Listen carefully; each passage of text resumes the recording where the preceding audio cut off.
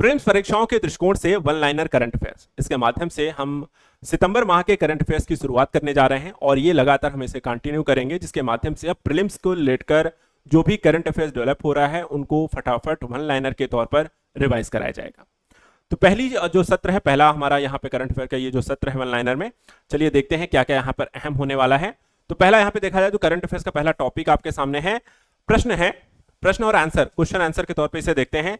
पहला अगर देखा जाए तो भारत और सिंगापुर ने अपनी द्विपक्षीय साझेदारी को किस स्तर पर उन्नत किया है?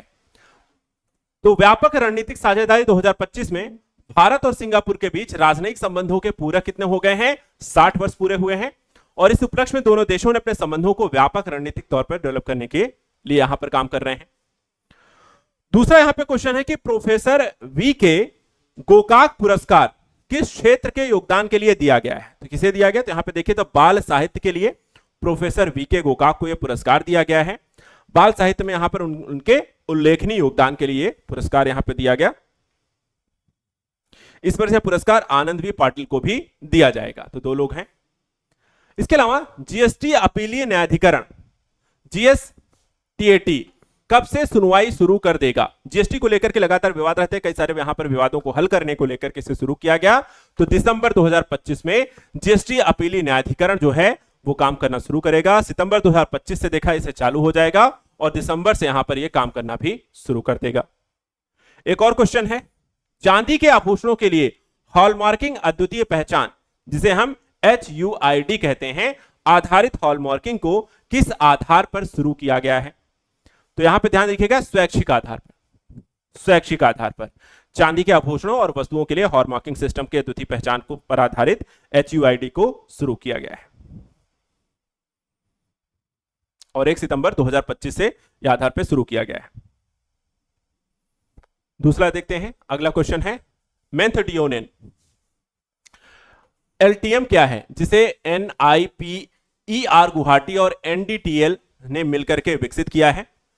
एक तरीका का देखा जाए तो यह डोप परीक्षण है, ठीक है।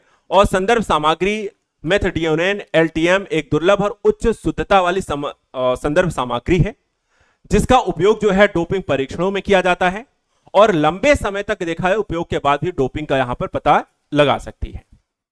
इसके अलावा बिहार के राजगीर में किस देश के बौद्ध मंदिर का उद्घाटन किया गया?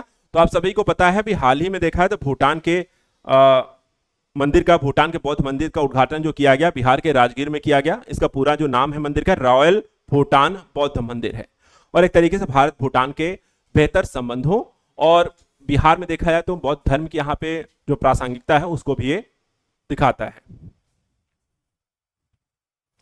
अगला है विश्व मुक्केबाजी चैंपियनशिप में किस भारतीय महिला मुक्केबाज ने 2 बार विश्व चैंपियन का खिताब जीता?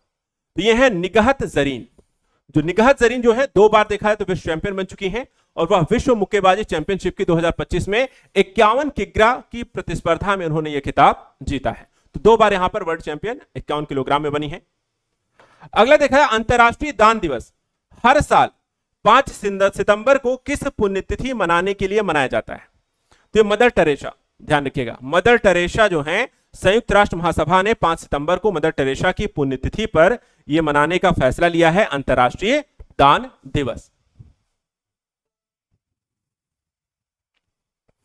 जिन्हें उनके परोपकारी कार्यों के लिए नोबेल पुरस्कार भी दिया गया है। अगला देखते हैं, उद्योग और आंतरिक व्यापार संवर्धन विभाग यानी कि DPIIT भारत में स्टार्टअप को बढ़ावा देने के लिए किस बैंक के साथ समझौता ज्ञापन पर हस्ताक्षर करता है? तो industrial credit and investment corporation of India bank DPIIT ने ICICI बैंक के साथ एक समझौता ज्ञापन पर हस्ताक्षर किया है, जिसके तहत बैंक स्टार्टअप इंडिया पोर्टल पर स्टार्टअप के लिए एक एंगेजमेंट प्रोग्राम को शुरू किया जाएगा। तो यहां पर बैंकिंग को लेकर के कई तरीके के प्रश्न आपको एग्जाम में बन जाते हैं।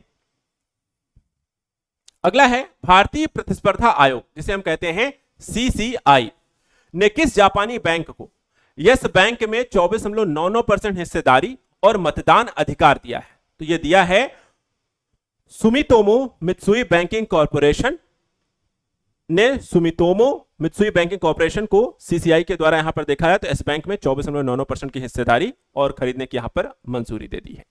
तो बैंकिंग अधिग्रहण होते रहते हैं, एक कंपनी दूसरी कंपनी का वो भी आपके एग्जाम में क्वेश्चन बन जाता है। एक और क्वेश्चन है स्पोर्ट्स को लेकर के, बैडमिंटन विश्व चैंपियन 2025 की मेजबानी किस भारतीय शहर को सौंपी गई है? तो यहां पे देखा जाए तो नई दिल्ली को मिली है।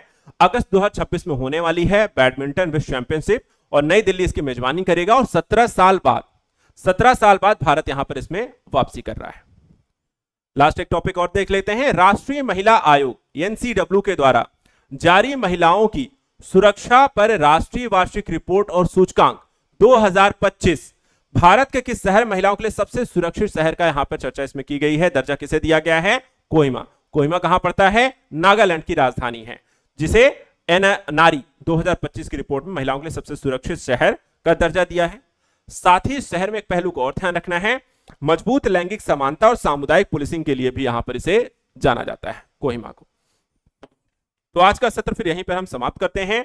नेक्स्ट जो हमारा करंट अफेयर्स का सत्र रहेगा उसमें फिर से यहां पर ऐसे ही कुछ और वन लाइनर्स को भी डिस्कस करेंगे और ये लगातार यहां पर चलेगा। आगामी कोई भी प्रीलिम्स की परीक्षा होती है उसको यहां पर ध्यान में रख करके।